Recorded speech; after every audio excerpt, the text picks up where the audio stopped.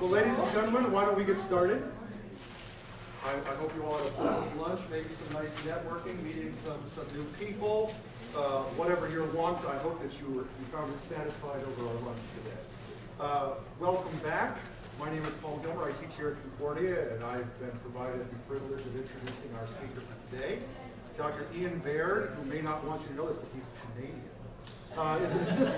Is an assistant professor at the University of Wisconsin-Madison. His primary area is geography, but he's also in charge of the Hmong and upland peoples of Southeast Asia area.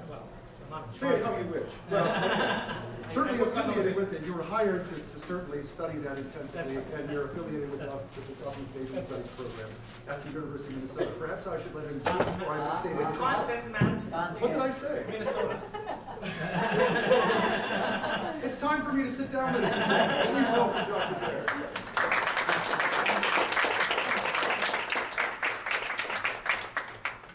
Thank you so much for coming out for this presentation. So previously I've done presentations about the Hmong involvement in the Communist Party of Thailand, and so this presentation is a little bit different though. I'm going to give a little bit of background about that, but for the most part I'm actually going to talk about groups of people, mainly Hmong but also a few Chinese, who actually fought or otherwise were involved in negotiating.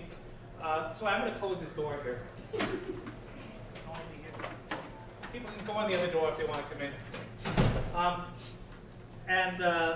So I'm going to talk a little bit about the groups of people who have tended to actually work to help the Thai government to kind of negotiate or otherwise fight against the Hmong who are members of the Communist Party of Thailand. Okay. So essentially, just give you a bit of background for those of you who aren't familiar with the Hmong involvement in the Communist Party of Thailand. Essentially, between 1968 and the early 1980s, the Communist Party of Thailand, or what I'll refer to as the CPT, represented the most important political and military threat to various governments in Thailand. So they were huge. There was thousands and thousands of fighters in Thailand. This was a huge. They were controlling big areas of Thailand. And they were a serious threat to the government of Thailand at a certain point. In the northern part of the country, the Hmong made up the vast majority of CPT fighters. As some Hmong have said to me, the Thais were the head, and the arms, legs, and body were the Hmong. In other words, the fighters, the real on-the-ground fighters, the ones who were actually fighting the most, were mainly Hmong. And the reason that the Hmong joined the CPT in such large numbers was because of terrible racism, prejudice against them in Thailand. I mean, in some ways, Thailand is probably the place where Hmong people are subjected to more racism than any other country in Southeast Asia. There were lots of incidents in the 1960s and into the 70s where Thais would come into villages, they would cheat villagers, overtax them, grab women, rape women, do all kinds of injustices to Hmong people. I mean, really very serious stuff. And for that reason, many Hmong people joined the CPT, and because of this social justice issue. And essentially what the CPT promised them was equality. They promised them a world in which they would be able to be equal to all other Thais. And of course, in a situation where the Thais had constructed them as being foreigners. So unlike even like Laos, where always the Hmong are being considered to be members of the Lao country, in Thailand that's not been the case. The Hmong have always been constructed as foreigners, non-Thais. And to this day, there are many Hmong that still do not have citizenship in Thailand who've lived there for generations. And so this is just a bit of background about that. And here's pictures of some of the Hmong who were members of the CPT who fought for many, many years in northern Thailand. I've interviewed a number of them, and they all have the same story. This is about injustice, right? And this is why we joined. Whole families. I mean, not only men, but you see women carrying guns as well. I mean, this was a very, considered a matter of life and death for many people. You had to fight or you were going to be killed yourself. I mean, it was a very serious consideration. This is just, these are different photos that I received from Hmong people in Thailand, their family photos.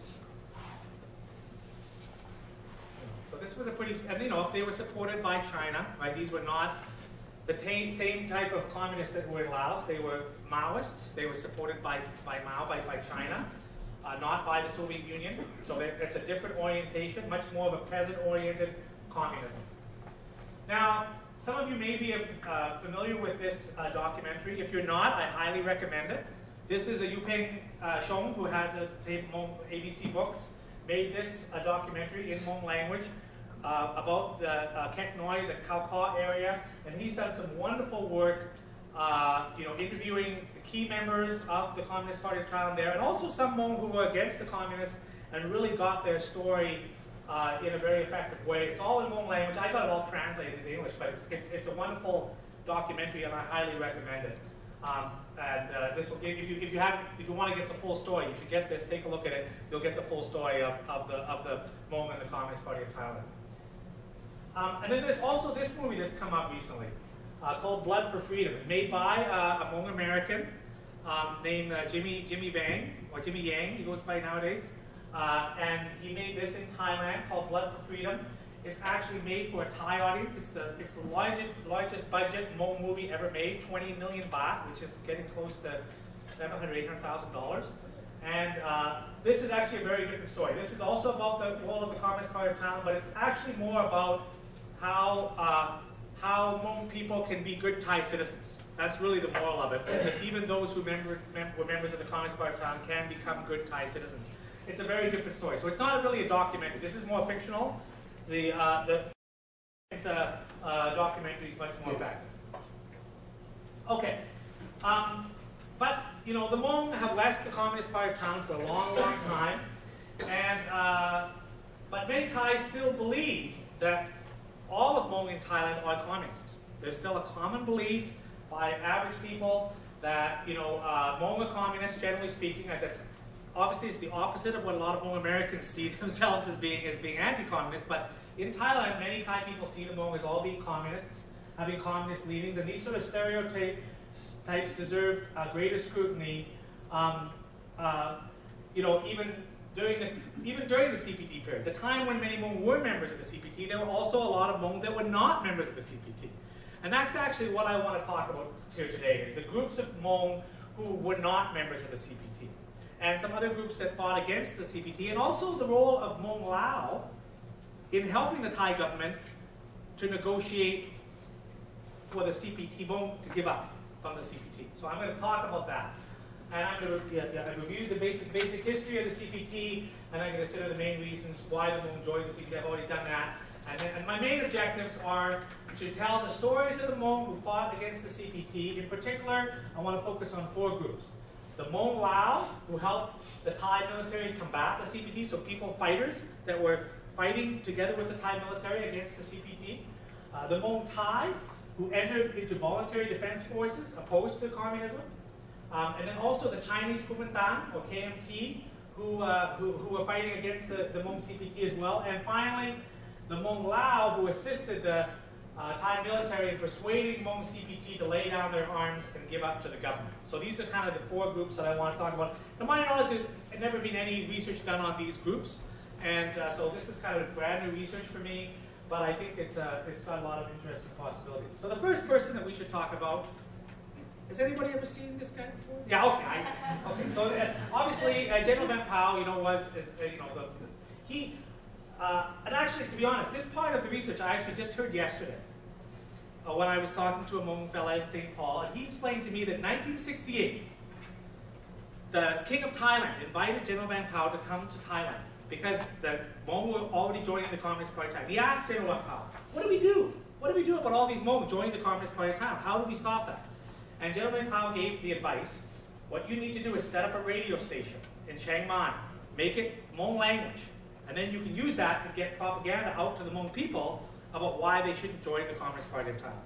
And the Thai government took that advice, and they did set up a radio station, but unfortunately it wasn't terribly successful because obviously that was just the beginning of the Hmong involvement in the CPT, and it continued on for another 20 years after that. But anyway, that was the first time in which the Thai government called on the Hmong in Laos to help them to understand the Hmong in Thailand. And I'll show you later on near the end of the presentation, there's a lot of other examples of Hmong getting called upon by the Thai government to help with dealing with what they call the Hmong communist problem in Thailand. Okay, so I've already explained this, so I'll just go through this. Okay, the next thing I want to talk about is a fellow named Chia Yang, who I met. He's a former soldier in Laos. He was a captain in Laos, and he became a refugee in the Nam Yao refugee camp in Nam province. And he was later recruited with over 100 other Hmong in the 1976 to help the Thai military fight the CPT fighters who were in their big base, which is in Khao Kho and Phetchabun province in northern Thailand. And he fought from 76 to 77, and they fought in exchange for citizenship. Basically, the Thai government said, you help us to fight against the Hmong CPT, and we will give you citizenship to Thailand. And they did that. They fought for them, and they got citizenship, and they were given land by the Thai government, and they are still living in Khao Kho now, a whole community of what were Hmong Lao, who would have potentially ended up in the U.S., but are instead in Thailand because they helped out the Thai government to fight against the CPT. So there's him, Chia Yang. He's still there in the Khao Kho area. These are some of the fighters of those days that were fighting against the CPT at the time. They were paid. They were basically mercenaries. They were getting paid over 1,000, not a lot of money, 1,000 baht a month, which is not a lot of money. It's less than $50 a month. But that's what they were given. It wasn't bad at the time, and they were out. They were in a lot of battles. This is his son. His name is Long Gang. Here in the middle there. And they not a lot died. About 5 or 6 of them died, but some of them, like him, lost a leg in battle. And now has a, so they had considerable sacrifices, but they fought hard, and they were recognized. This is the Thai king visiting. This is Chia Yang here, and the Thai king visiting him in the village. So the Thai king clearly appreciated the fact that these Hmong Lao, who were considered to be not communists, were coming and helping the Thais to fight against the Hmong who were communists. Now, there's a lot of questions about Hmong fighting Hmong, right? And whether, and I asked about that. I mean, didn't you guys feel bad you were fighting against other Hmong, and did you really want to kill other Hmong? And I think that they claimed they didn't know when they got there that they were going to fight against other Hmong. That they only found out when they got there that they were other Hmong, and then by then it was too late to get out of it.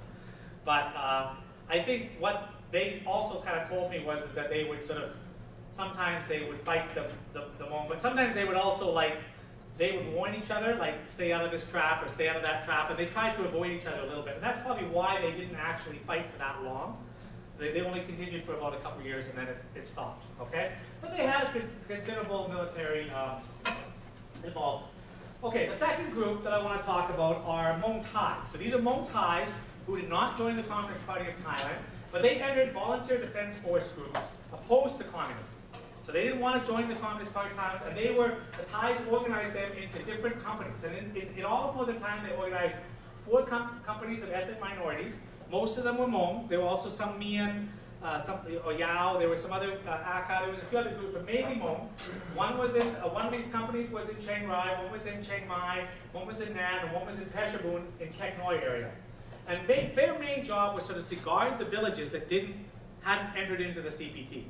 So because they didn't want the Hmong communists coming into these villages and trying to recruit people or to get supplies from the villages. So their job was mainly patrolling around the villages and kind of keeping security.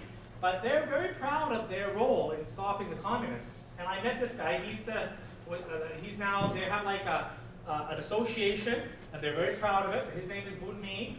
He lives in Kek Noi, which is the biggest Hmong community in Thailand, over 10,000 Hmong people living there. And he's very proud of the role that him and other Hmong people played in supporting the government to fight against the Communist Party of Thailand. And there's him, they've got a picture of the Thai king. He feels very loyal to Thailand, very loyal to the Thai, he's got these Buddhist symbols here as well.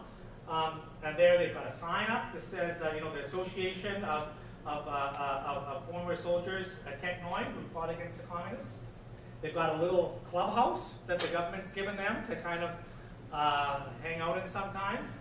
And they even have an altar here to commemorate those, their members